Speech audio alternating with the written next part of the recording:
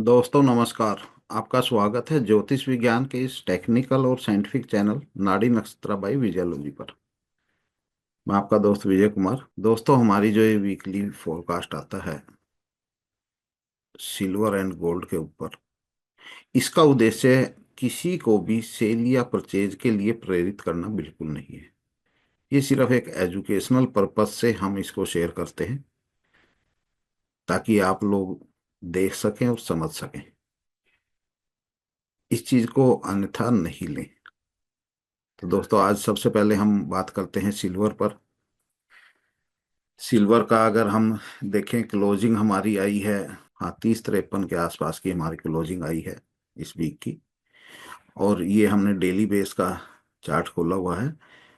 अगर हम देखें, हमारा जो ये एक चैनल हमने लगाया हुआ है अगस्त से लेके और अब तक का, मोस्टली सिल्वर इससे ऊपर ही ट्रेंड में रही है। एक दो बार इसको इसने टच भी किया है, यहाँ पर टच करने की कोशिश की नवंबर में, नीचे में आके। फिर ये यहाँ 28 नवंबर में फिर इसने हल्का सा इसको ब्रेक भी किया। उसके बाद फिर इसको टच किया। यानी बार बार कोशिश कर रही है इस चैनल को ब्रेक करने की, लेकिन कई बार कोशिश कर चुकी है, ब्रेक नहीं हुआ। इस बार फिर इसने हल्का सा नीचे को एक जरूर सिग्नल दिया है नीचे का। लेकिन कुल मिला के अगर देखा जाए तो इसके अंदर इतनी जान नहीं, क्योंकि अगर इस कैंडल का हम देखें, कैंडल का बेस ऊपर तक ही रहा, नीचे सिर्फ एक हल्की लाइन आई। यानी कि यहाँ पर जो सेलर थे, सेलर सेलर भी इतने ज़्यादा पॉजिटिव नहीं रहे नीचे की तरफ आने में। तो ये हमारा जो आगे जा रहा है, अगर इसको हम मैं काफ़ी टाइम से कह रहा हूँ कि सिल्वर और गोल्ड जो लॉन्ग टर्म में मजबूत है, वीक नहीं है, और जो लॉन्ग टर्म के लिए काम करने वाले हैं उनके लिए बाइंग ही ऑप्शन मिलती है। नीचे में उनको जहां भी मिले वहीं पर बाय कर लेना चाहिए।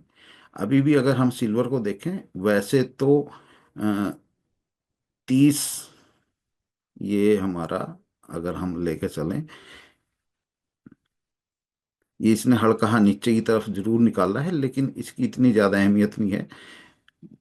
मेनली अगर हम देखें तो हमारे चैनल को ही इसने रिस्पेक्ट दी है। और ये हमारा एक बाइंग का यहाँ पर ऑप्शन बनता है। एक बार मार्केट को खुलने के बाद देख लिया जाए, अगर ये नीचे में जाती भी है तो ज़्यादा से ज़्यादा, ज़्यादा से ज़्यादा ये अभी तक का ये इसने ये पॉइंट लगाया है 2964। इससे नीचे पिछले काफ़ी लंबे समय से नहीं गई, सितंबर के बाद से। तो ज़्यादा से ज़्यादा हम इंतजार कर सकते हैं 2960 तक, 60-65, क्योंकि दो बार इस पॉइंट को इसने टच किया है। तो मैक्सिमम से मैक्सिमम हम यहाँ तक इंतजार कर सकते हैं। बहुत कम संभावना है यहाँ तक आने की। अगर आती भी है तो ये ज़्यादा ज़्यादा ये पॉइंट 30 के आसपास का, यानी $30 के आसपास की हमारी बाइंग बनती है।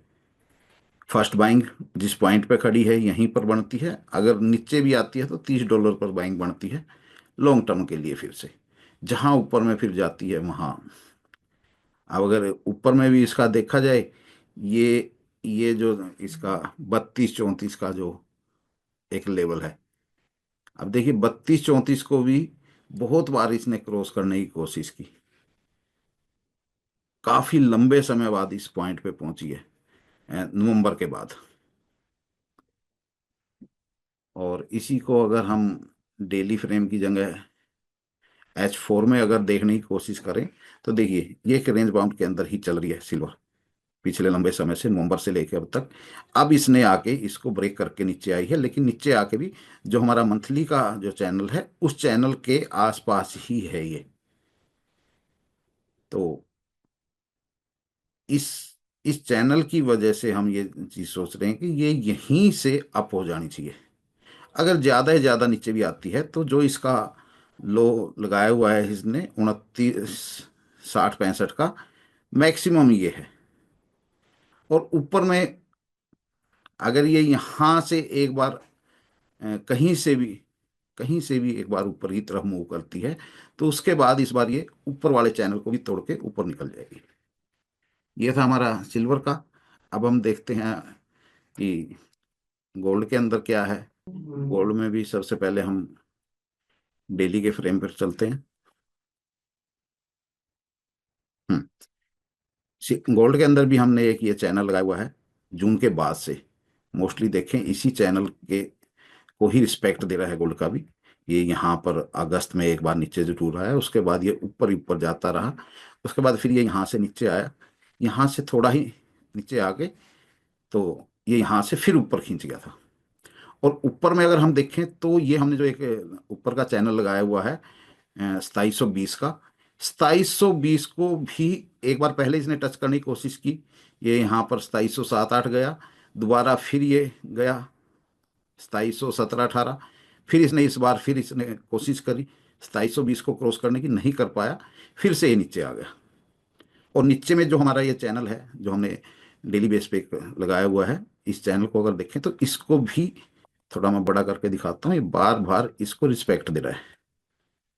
ये देखिए यहाँ पर इसने इसको रिस्पेक्ट दी, उसके बाद इसी को रिस्पेक्ट दे रहा है। अभी भी अगर हम देखेंगे, अभी जब H4 में देखेंगे तो ये हमारे इसी चैनल के आसपास आके रुका हुआ है, क्योंकि इसकी क्लोजिंग रही है 48 की शायद, और हमारा चैनल 44 पे है। हम H4 में अब ये देखते हैं।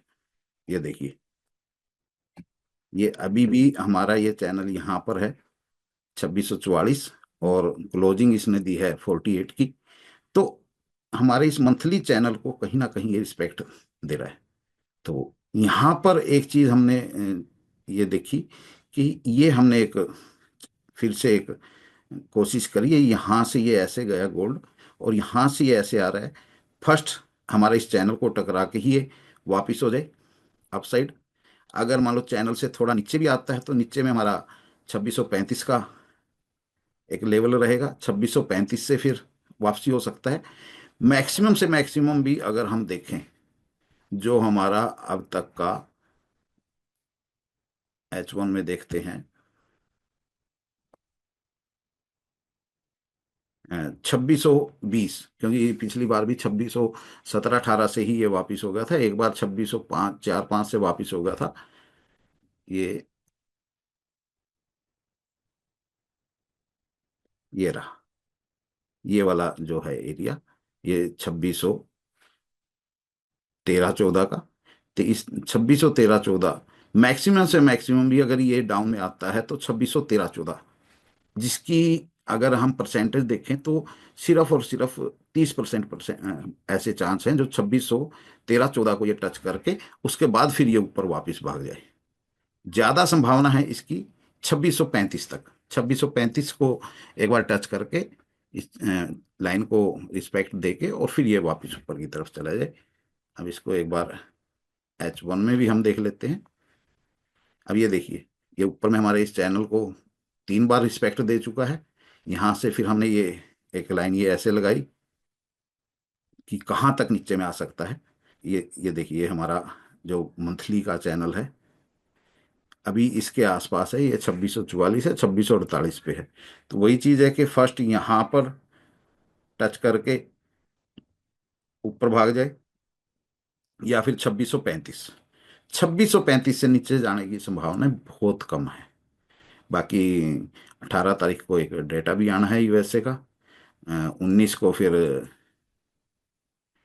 18 को डेटा नहीं, 18 को रेट कट है, फेडरल रिजर्व की मीटिंग है। 19 को जापानीज का शायद रेट में कुछ बदलाव है। तो वहां पर कुछ ना कुछ इसमें अप डाउन की संभावनाएं बनी हुई हैं। वो उस टाइम देखेंगे क्या रह सकता है, लेकिन अभी मार्केट जब तक ये यूएसए का फेडरल रिजर्व की मीटिंग नहीं हो जाती तब तक हो सकता है कि मार्केट एक रेंज बाउंड एरिया के अंदर ही चले। ये यहीं पर ये यहीं पर ऐसे उछल कूद करती रहे, और जैसे ही 18 तारीख को फेडरल रिजर्व की मीटिंग होती है उसके साथ ही आगे की मूव ले। तो दोस्तों ये था हमारा वीकली गोल्ड फोरकास्ट। आप लोगों को कैसा लगा कमेंट्स में जरूर बताएं। मिलते हैं नेक्स्ट वीक।